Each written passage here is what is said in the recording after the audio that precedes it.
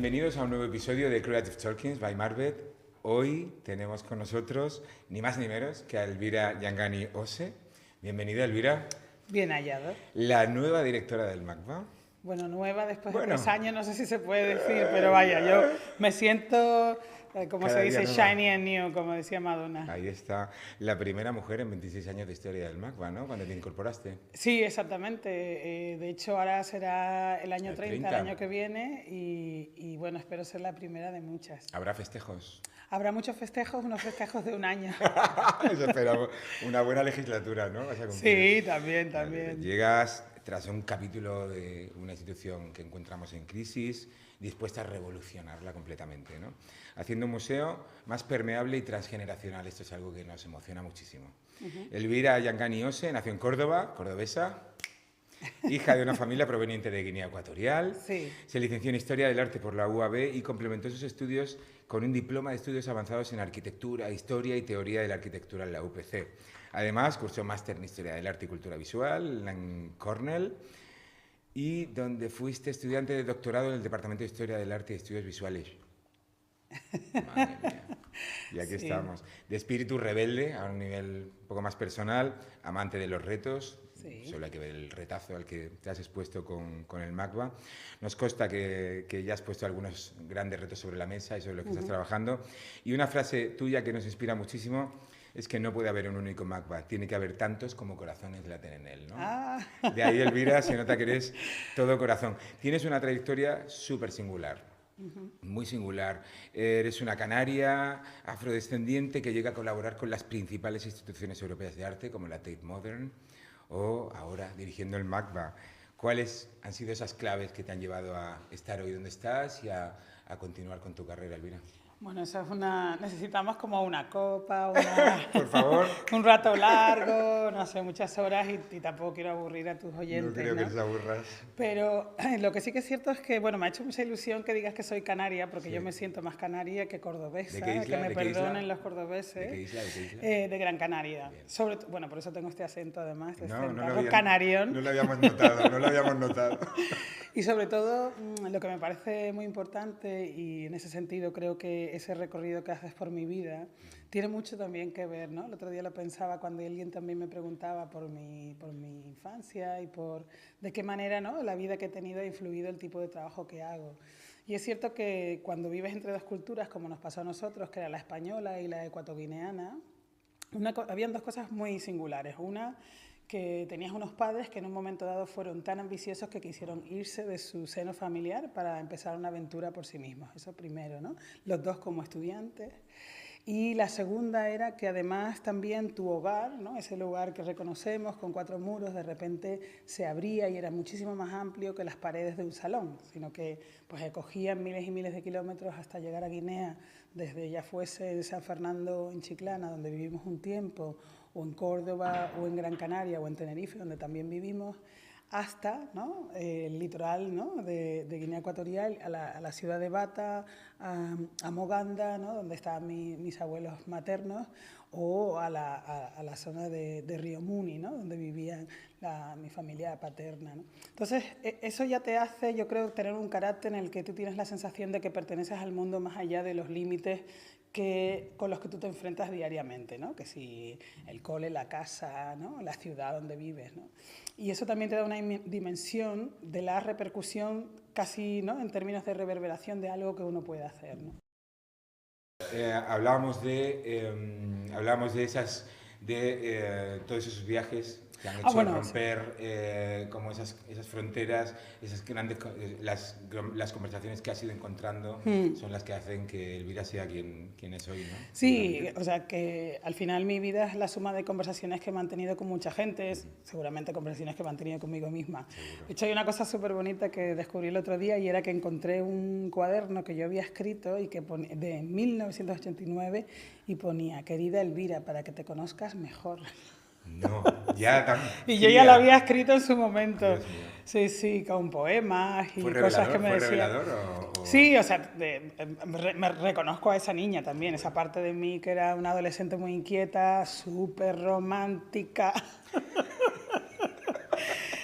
Pero la que le encantaba la literatura, le encantaba la poesía y ya en ese momento soñaba con viajar a otros lugares, ¿no? Que soñaba que no me quedaría ni en Gran Canaria ni en ninguno de los otros lugares que había vivido con mis padres, porque también, como te decía antes, tenía esa inquietud de estar en una familia que habían sido muy ambiciosos, ¿no? Mi madre era una mujer muy sencilla, bueno, sigue siendo una mujer muy sencilla, pero de una familia muy humilde y consiguió ser la primera de su casa que iba a la universidad, ser la primera de su casa que viajaba más allá de las fronteras de Guinea Ecuatorial, y mi padre, que era un señor como más de una familia bienestante, burguesa, todo y que su madre cuando se queda viuda pues tiene que también hacer un ejercicio, ¿no?, de vital muy importante para sostener a sus 3 hijos.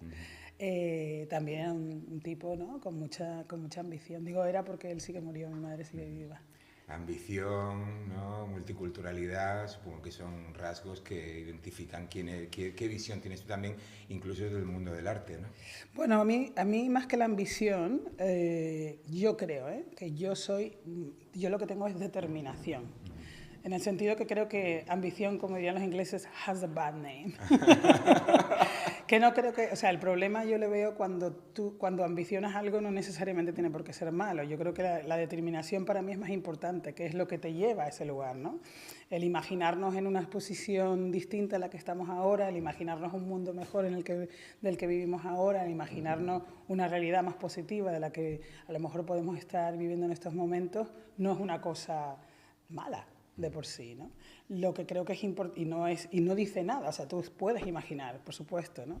Lo que pasa es que yo creo que en mi vida me he empeñado siempre en cómo llegar a eso que parece que tengo en la mente o que parece que siento en el corazón, ¿no? Como esto que decías de los corazones que le laten, porque es verdad, yo creo que hay una parte de lo individual que es capaz de formar, de hacer que la suma de esas individualidades, que la suma de esas fuerzas únicas que tiene cada uno de nosotros como individuo genera, ¿no?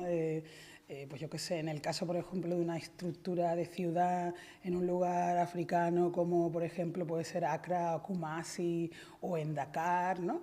Las personas son infraestructuras en sí mismas, ¿no? Generan una capacidad de desarrollo local súper potencial, ¿no? De justicia social, de economía informal, que al final, ¿no?, es lo que determina el ritmo de lo urbano en esos contextos, ¿no? Pero en otros casos también, ¿no?, como aquí, es decir, a lo mejor en el mundo occidental hay esta percepción de que hay unas estructuras que permiten al individuo tener como una agencia directa sobre lo que son las políticas, ¿no?, digamos, culturales, económicas que vivimos, ¿no? Pero ese es el ejercicio para mí que es importante, ¿no? Todos suman, ¿no? Todos cuentan, cada persona es una entidad única, hay que tratar a cada persona, pues hay que darle el valor y cada uno tiene su sitio, ¿no?, en esa sociedad. Claro, y no solamente eso, sino que tu agencia, unida a mi agencia, genera un turbellino de energía que puede transformar nuestro mundo directo o el mundo inmediatamente más amplio, ¿no? Yo siempre hablaba, sobre todo cuando me presenté en el MAC la primera vez, hablaba esa idea del círculo concéntrico, ¿no?, de que en el centro eras tú y un tú que podía responder a cualquier persona. Podía ser un turista que pasaba por allí despistado o alguien que realmente lleva tiempo, ¿no?, viviendo en el Raval, viendo cómo a lo mejor ha cambiado esa zona de la ciudad y cómo ha afectado a su vida y el crecimiento, por ejemplo, de su familia, ¿no? Entonces, creo que esa idea de cómo lo que hacemos nosotros reverbera en más contextos tiene que ser algo que la gente se lleve muy a pecho, porque si realmente sientes que tú puedes transformar ni que sea la siguiente persona que está a tu lado, imagínate, ¿no?, la capacidad que tendríamos de cambiar el mundo. Imagínate, tu doctorado precisamente se centra en el espacio público, ¿no? Sí. ¿Cómo has llegado a...? ¿Por qué esa pasión por el espacio público, esa comunicación? ¿Viene precisamente quizá de haber visto esas comunidades, esas grandes infraestructuras hechas por personas que se comunican, que construyen, que forman una entidad más global? Pues mira, sí, vienen de dos puntos muy claros para mí. Uno viene de Barcelona, porque cuando yo estaba estudiando la carrera y en ese momento era como alguien que quería escribir y encontró un sujeto sobre el que escribir, ¿no?, que se llamaba arte, que se llamaban artistas, que se llamaba experiencia artística, experiencia estética, y la capacidad que esa tenía de ser un elemento de emancipación y de belleza y de justicia social, ¿no? Y entonces de repente trabajé con mucha gente que estaba en ese momento de Barcelona, a principios de los años 90, 91, participando en todo lo que era la necesidad de los artistas por tener espacios de producción. Nosotros ahora estamos aquí grabando, ¿no? Único, en un espacio alucinante que es una, ¿no? Donde conviven diversos artistas que se autogestionan. Bueno, esas realidades eran la contracultura de la Barcelona de final de los 80, principios de los 90, que iban empezando a generar proyectos, pues tipo, yo qué sé, desde los 70 como Video Now, que luego da pie a revistas como Visual, ¿no? Que luego da pie a la generación de espacios de discusión y debate contracultural, que después generan espacios como La Virreina, por ejemplo, ¿no? O espacios de trabajo donde ahora está el 22@, que estaba lleno de fábricas, que eran como este espacio, ¿no?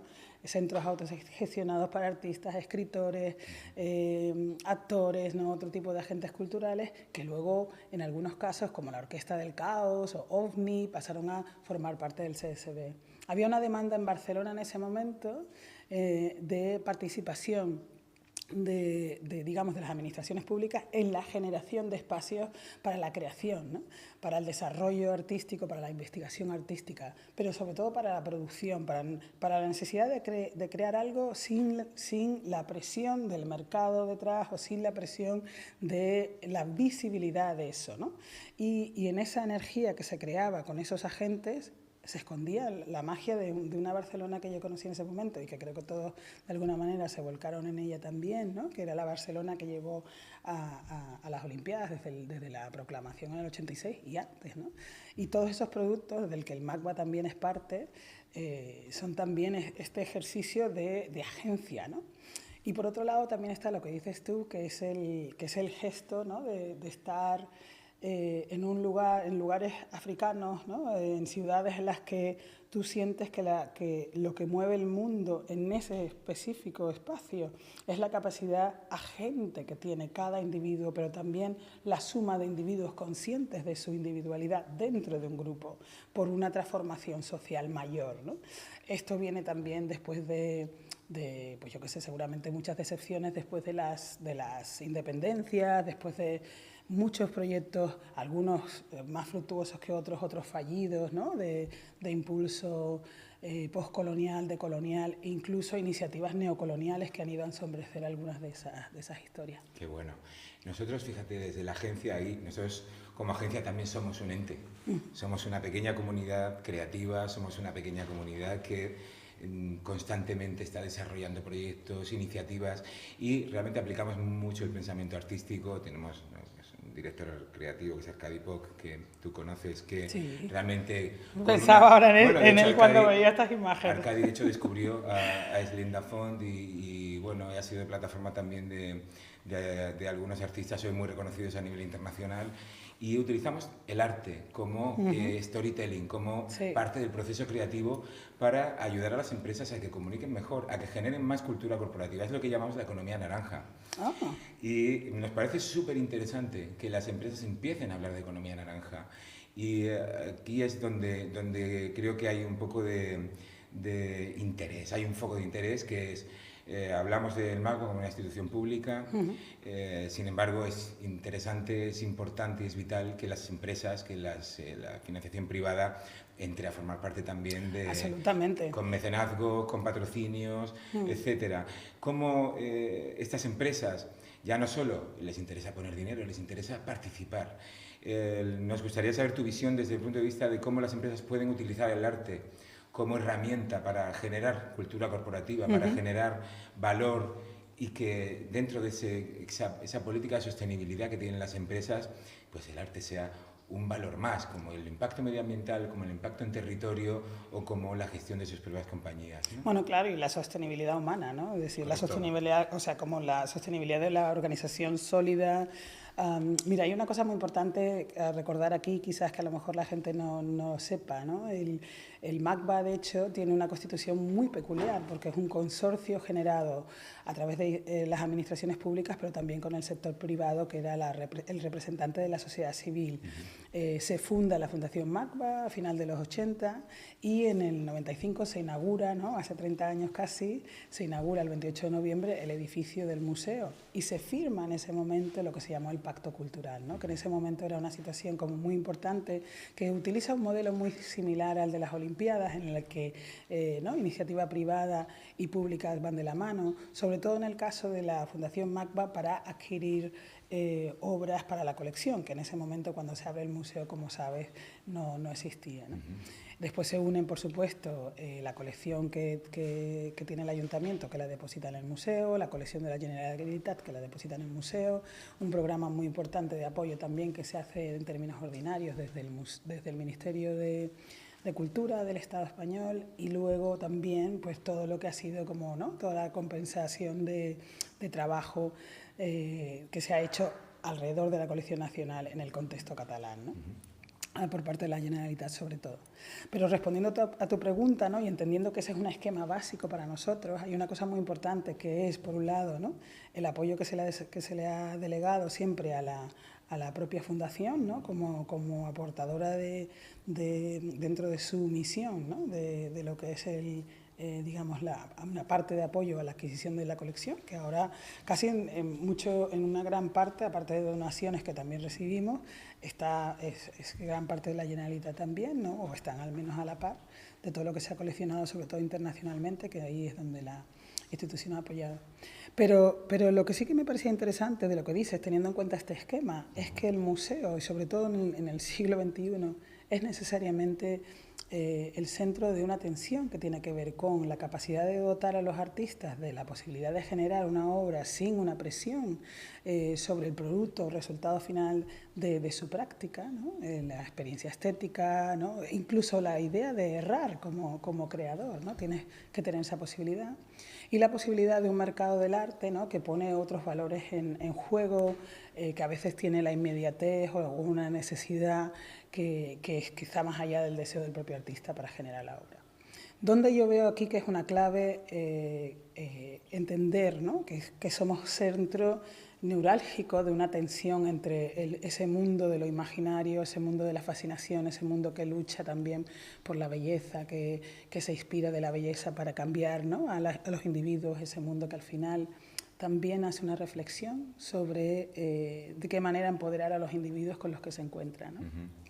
A ese otro mundo práctico, ¿no? Down to earth. Pragmatismo pragmático, sí, pero también es un mundo de personas. Al final las empresas son personas que necesitan también ese empoderamiento. Yo siempre pienso que los artistas están mejor equipados que los historiadores muchas veces, no para contar la historia de la manera que pasó, sino de la manera que se sintió. Bueno, a lo mejor ese ejercicio es clave también en términos de cómo desde las empresas uno puede absorber, no necesariamente utilizar el arte, sino también estar al servicio de lo que arte propone como una capacidad de cambiar la cultura de trabajo.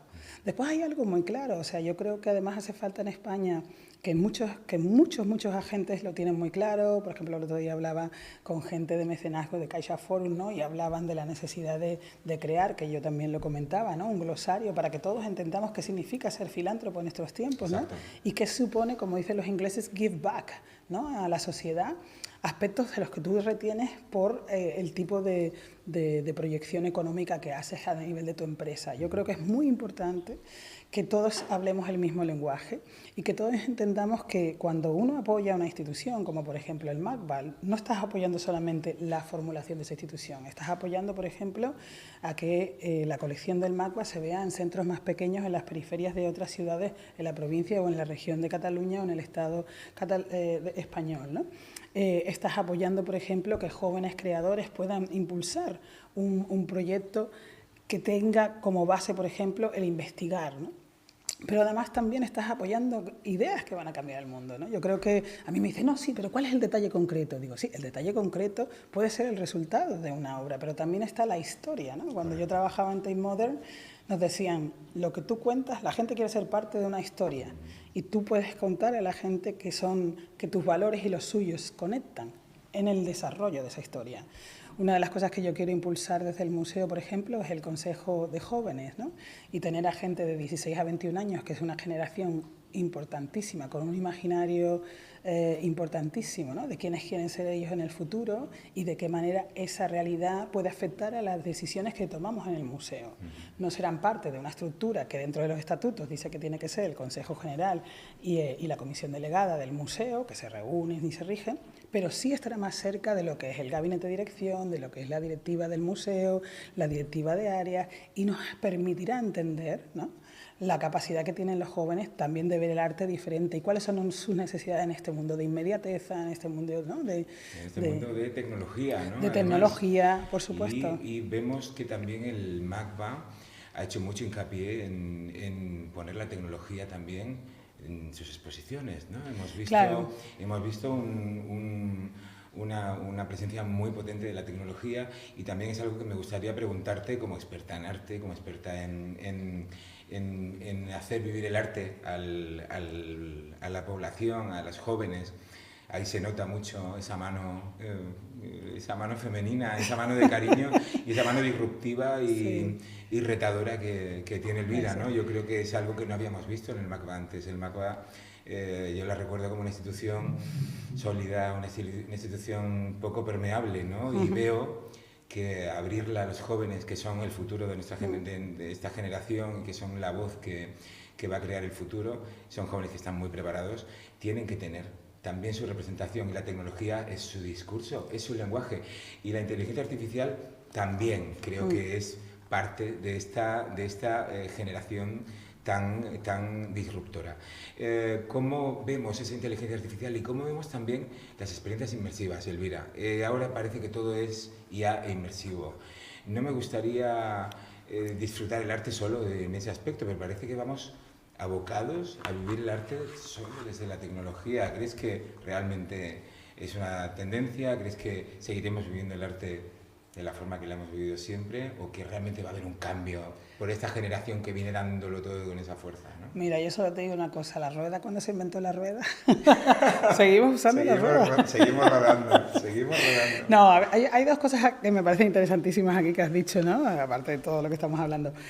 Por un lado, esta idea de los jóvenes, o sea, es decir, que haya, por ejemplo, un espacio para pensar desde ese lugar, ¿no? Porque creo que es sin infantilizarlos, por eso creo que es importante, porque hay como un sentido o infantilizado o demasiado adulto, ¿no? Y tú lo dijiste muy bien al principio, uno de los deseos cuando tú pones, por ejemplo, a los jóvenes en ese punto es porque no existe, dentro de ese ejercicio intergeneracional, no existe ese rol de los jóvenes para nosotros en este momento, ¿no? Entonces yo creo que eso es lo primero. Lo otro también es reivindicar que la inmersión o un espacio de inmersión no es una cosa tecnológica. Es una cosa de hace mucho tiempo, es decir, los artistas pensaron en espacios que uno tenía que cruzar para experimentar el arte, ¿no? Desde la idea, ¿no?, de cruzar una hoja de papel, ¿no?, de los gutai en los años 50 en Japón, hasta la posibilidad de que, bueno, yo espero poder traer esta exposición a España, que es una exposición de artistas mujeres que trabajaron en espacios de inmersión desde los años 50 hasta el final de los 60. Esperamos verla. ¿Cuándo? Si sale todo bien, el 27, pero bien. hace falta muchas cosas, pero bueno, ese es mi deseo desde hace un año y pico que la visite. Ese sí que me parece una disrupción. Bueno, es que, total, ¿no? claro, pero es muy importante, y esto lo hablaba yo con Jordi Sellas, que como sabes es el director del Centro Ideal, y hablábamos mucho de que hay una parte en la que para mí tienen que convivir ambos aspectos, ¿no? Es decir, nosotros estamos aquí, al final estamos físicamente juntos. Hay algo de estar juntos, de estar conectados, ¿no?, a este nivel, ¿no?, a nivel del olor, a nivel de la piel, a nivel de la corporalidad, que es importante también a la hora de vivir una obra. A nivel del ¿no? gusto también. A nivel de del la gusto, comida, sí, hablábamos sentido. antes con vuestro próximo invitado que también habla de eso. Pero lo que quiero decir que existe, que en todos los tiempos de la humanidad han existido avances tecnológicos, han existido avances técnicos. Existe el tecné como la noción de un conocimiento práctico, ¿no? La noción de skillfulness, ¿no?, de la capacidad de poder desarrollar algo.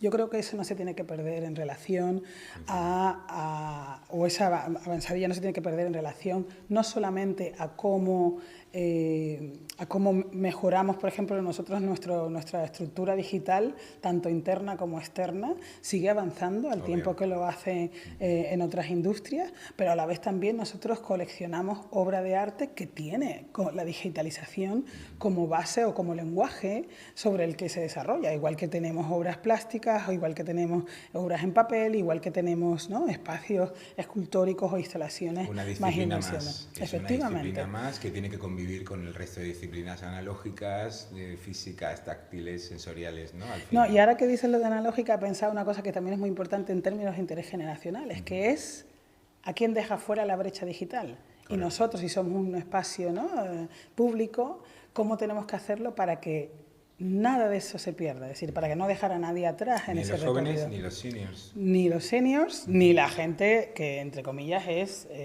¿cómo se dice? Analfabeta digital. Analfabeta digital, efectivamente. Sí, correcto. Aquí hay un tema también que me interesa mucho. Has comentado esta exposición de mujeres que generan espacios inmersivos. Te vemos a ti con esa energía, ese empuje y ese discurso tan directo, y entiendo que uno de los grandes retos al llegar a MACBA como primera mujer en su historia, ya de por sí sería un desafío, ¿no?, en llegar a una estructura así. ¿Cuáles son los desafíos diarios que se encuentra una mujer como Elvira en el mundo del arte y en el mundo del arte contemporáneo? Bueno, ahí hay dos cosas fundamentales, y una es que yo lo llevo diciendo esto también desde que llegué, es decir, yo soy a lo mejor la primera mujer a la cabeza del MACBA. Si uno no tiene en cuenta, por ejemplo, la relación con la Fundación, que tiene desde hace muchos años una presidenta mujer y que antes había sido la directora. Pero sobre todo el hecho de que casi yo diría que en un 87% ahora o un 85% por ahí, somos la mayoría mujeres, ¿no? A lo mejor hemos bajado ahora porque yo creo que hay más hombres, pero a lo mejor somos un 80% de mujeres y un 20% de hombres en el MACBA. Entonces, la insistencia en el que el ser una mujer a la cabeza, ¿no?, determina ciertas cosas, también hay que cuestionarse qué espacio de evolución se le dio a la mujer de otras áreas del museo para generar también proyectos, ¿no? Y esa es para mí es una pregunta más interesante que plantear que no la de insistir en eso. El día a día mío es el de muchas otras, ¿no? Yo soy madre sola, decidí tener a mi hijo por un sistema de reproducción. Noah es un tipo maravilloso, ingenuoso, ¿qué te voy a decir? Aparte de guapo, simpático y lindo, y muy travieso, como le toca a un niño de 7 años. Y la vida de madre y conciliar los cuidados con el trabajo con 100 personas en plantilla y otras tantas 100 en servicios, pero también con un ejército de gente que me acompaña en todo eso, ¿no? Volvemos a la idea de colaborar, ¿no?, y de entender el trabajo como una parte como una especie de ecosistema, ¿no?, con un organismo vivo en el que todo el mundo tenemos que poner nuestra parte. ¿Cómo gestionas el talento dentro del MACBA? ¿Cómo gestionas ese equipo en el que siempre hay tensiones? Sabemos que en el mundo del arte hay muchos egos, muchísimos egos. Yo creo que en todo el mundo, de todos los mundos, hay muchos egos. Sí, muchos, en el mundo del arte también. Sí. Y ¿cómo gestiona Elvira pues, ese equipo que tiene que estar tan despierto, tan atento a lo último, a lo nuevo, a lo que está por venir, al nuevo artista, al descubrir a la inquietud? ¿Cómo despiertas la inquietud y la inquietud cultural en tu equipo? Bueno, la inquietud cultural ellos ya la tienen porque ese es su campo, y de hecho a veces hay que como que darles otras inquietudes. Porque yo les digo a la gente también, ¿no?, decir, nosotros tenemos este lugar desde el que trabajamos que es maravilloso, pero también a lo mejor yo digo, el museo tiene un límite, ¿no? Yo les decía en una reunión que tuvimos no hace mucho, les decía, el museo tiene un límite, pero vosotros no. Entonces, ¿cuáles son las cosas que el museo puede hacer para hacerte crecer dentro del museo, pero también fuera? Porque a lo mejor tu futuro está más allá del MACBA, ¿no? O sea, no es un lugar de cierre, no es un lugar final en ese sentido, ¿no? Creo que, por ejemplo, muchas veces lo que sucede en estos roles, yo estoy más acostumbrada, por ejemplo, o sea, en primera persona lo digo porque yo creo que máximo, excepto en Goldsmiths, que estuve 6 años, en otros sitios he estado máximo 3 años, ¿no? Y entonces a mí cambiarme de lugar de trabajo ha sido una cosa como, ¿no? Yo no tengo experiencia como mis otras compañeras de estar en un sitio 10 años, 20 años, ¿no? Y eso, como dices tú, genera tensiones, a veces frustraciones, porque existen unos límites, ¿no? Y no es un techo solo de cristal, sino es un techo real en el que a veces el rol que te dan en una institución o al que por el que accedes a una institución, aunque tú tengas otros anhelos, no es siempre el que tú quieres, ¿no? Entonces, llevar adelante proyectos que permitan, ¿no?, recuperar ese talento, de ver qué es lo que la gente quiere de sí mismo, porque muchas veces o no se lo han planteado o no saben o no han tenido un espacio para desarrollar eso dentro de lo que hace es la operativa diaria, porque la operativa diaria, tú lo sabes y mejor que yo, se absorbe todo lo bucólico y pastoril. Lo bonito, lo creativo y lo pastoril, ¿verdad? Totalmente. Entonces nosotros tenemos un gerente, yo creo, y una directora de gestión que tienen muy en cuenta ese gesto del talento, ¿no? Y de qué manera pues tenemos un trabajo que además lo hacemos con dos empresas de consultoría en las que ponemos por encima también del trabajo pues ese gesto, ¿no? Yo decía al principio también cuando llegué al museo que teníamos, porque veníamos de una situación, como decía, un poco tensa, que teníamos que crear el MACBA de los afectos, ¿no? Y en ese MACBA de los afectos estaba la posibilidad de preguntarle a la gente qué quería, igual que le preguntábamos al museo de alguna manera también metafóricamente cómo quería verse, ¿no? Y cuál era la voz institucional, entendiendo que igual es una voz plural que contiene otras voces, ¿no? Y de nuevo esta noción de lo colectivo, de lo colaborativo, ¿no? Entendiendo también que existe una estructura y que existe una serie de jerarquías y que si pasa algo a un cierto nivel hay una serie de personas responsables, claro, pero que todo lo que hacemos beneficia a otros porque es parte de un ecosistema del que al final todos salimos, ¿no?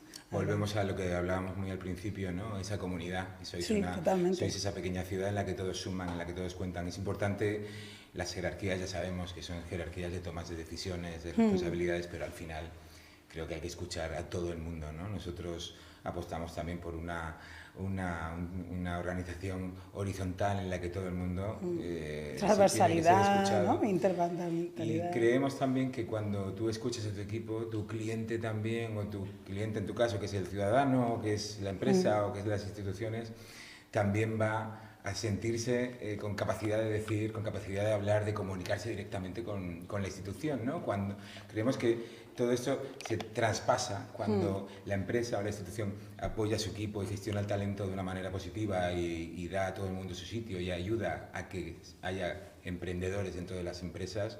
Todo eso se transmite al final, al producto final, porque hay pasión, hay entusiasmo y hay amor, ¿no?, por las cosas que se hacen.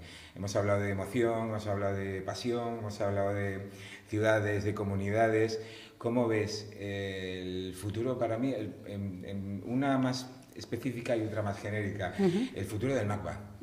Está claro que es un futuro absolutamente emocional, es un futuro conectado, es un futuro social. Creo que es lo que estás construyendo y es lo que vemos todos, todos absolutamente lo vemos.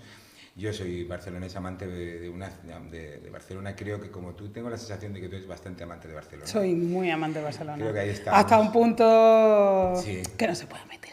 Ya, yo también. Yo te confieso que yo soy un amante hasta las trancas de Barcelona. Sí, o sea, yo no me obsesiono mucho porque Barcelona es un poco creída, o sea, que no le puedes dar el pie a que se lo crea mucho. Que no se entere Barcelona de lo pero, mucho que la pero queremos. desde los 17 años, esto es una relación...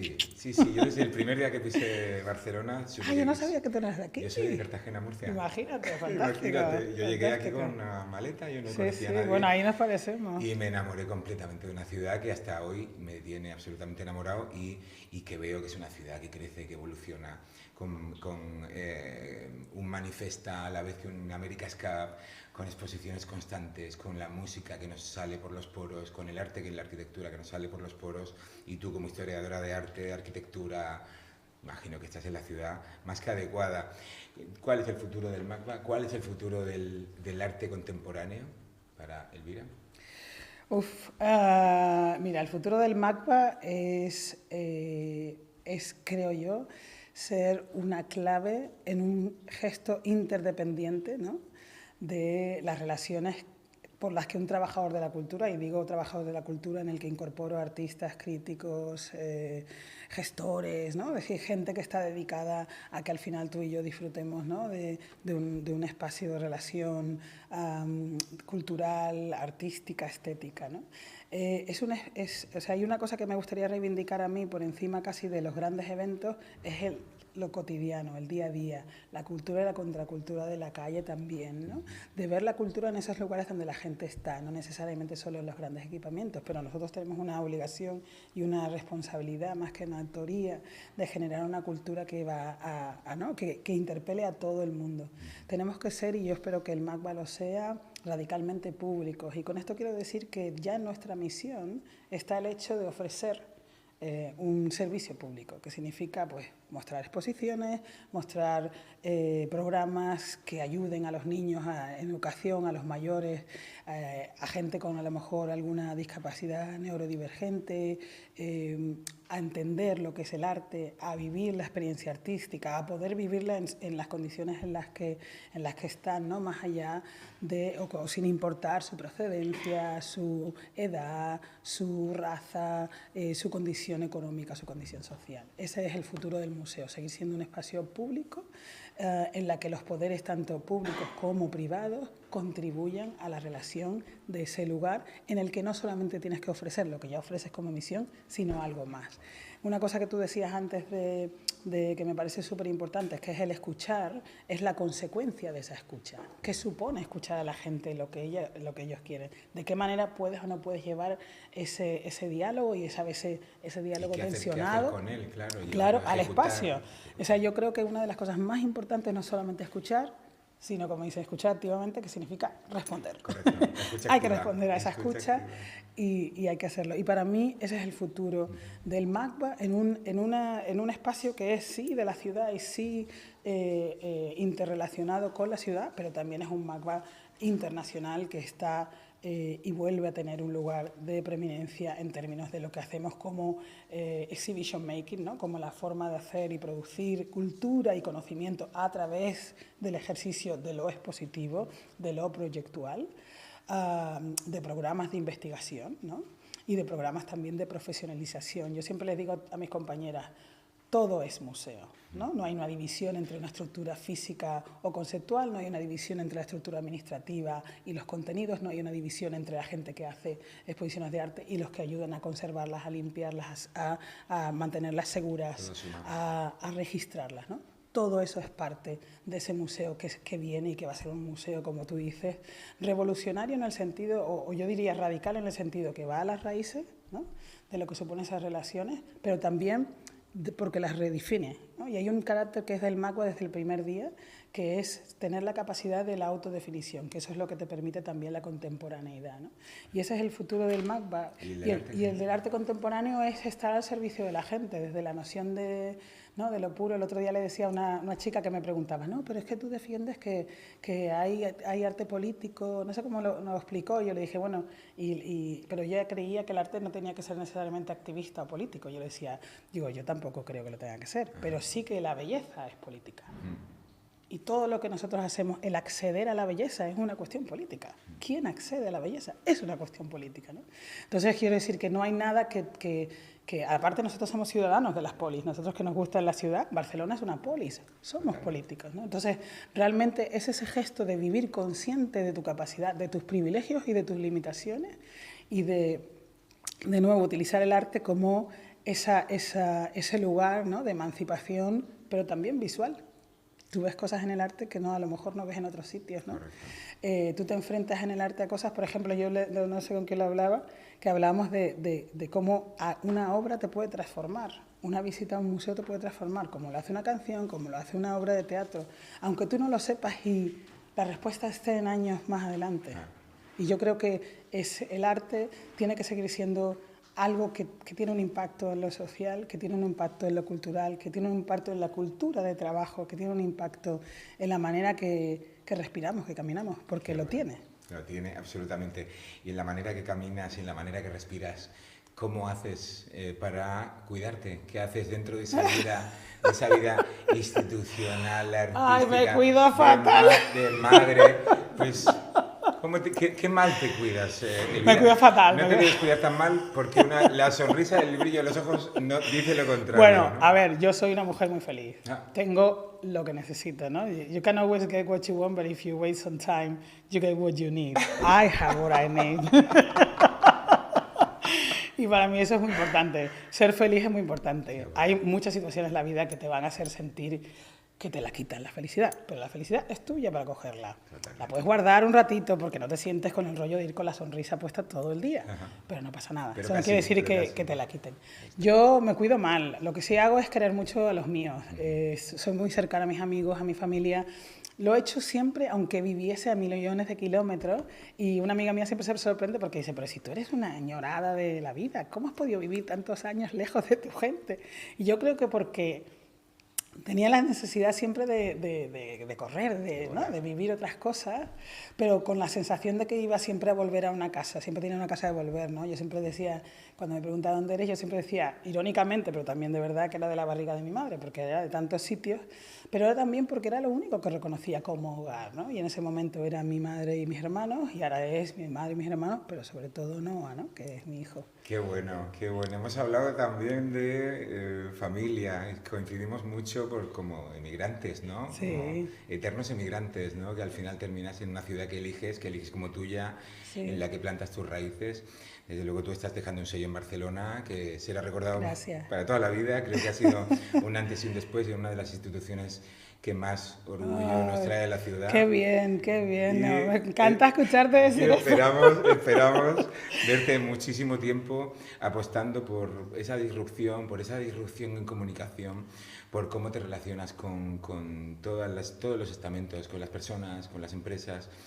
Esperamos verlo, disfrutarlo y seguir viviendo el arte en primera persona, que yo creo que es lo que apuestas y a vivirlo en comunidad y a disfrutarlo con los pequeños, con los mayores y también nosotros mismos, ¿no? Que a veces nos separamos un poquito del arte, pero hay que volver a los museos. Sí, el arte está ahí contigo. Yo te veo muy artista a ti. Sí, yo soy un poco artista. Elvira, muchas gracias por venir a Creative Talkings by Marvel. Vamos a tener el ojo puesto en todo lo que haces y esperamos tenerte muy pronto otra vez con nosotros. Muchísimas gracias. Un abrazo fuerte y un abrazo aquí a Arcadio desde aquí. Muy bien, gracias. Hasta gracias ahora. a todos. Nos despedimos y nos vemos en el próximo episodio de Creative Talkings by Marvel. Chao.